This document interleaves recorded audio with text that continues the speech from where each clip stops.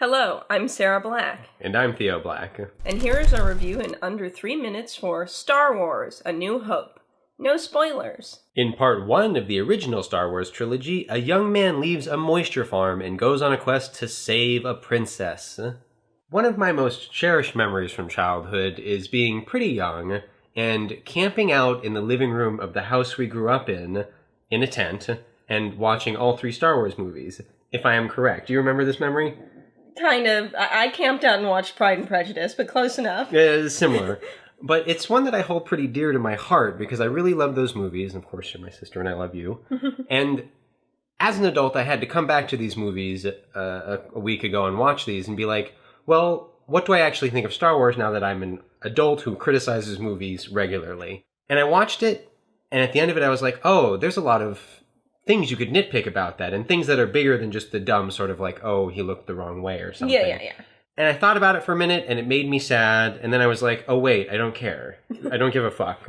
The movie is still awesome. It still has great story, great characters. The thing is, it's better than the sum of its part. It's kind of like what we said about Blade Runner. It's just better than that. It doesn't matter that it's all tropey in places. Yeah. It's so simple and clear about what it's doing. Well, what this movie is there's nothing new under the sun. But every decade, 2 decades, we take something that worked really well and we update it, basically. Yeah. And I think that's what this is. This is kind of, Lucas unabashedly was basically updating the movies he loved as a kid. Yeah. And he did it really well. Yeah. My little criticism, even I know you're not doing criticism, is the characters are all strong archetypes, and that works for this kind of movie. But there's not much more to it. And it just goes and goes and goes and goes. And there's very little air, which is okay, but there's not much character moments. Now, there's character moments in the dialogue and in the action, so there are characters in this movie.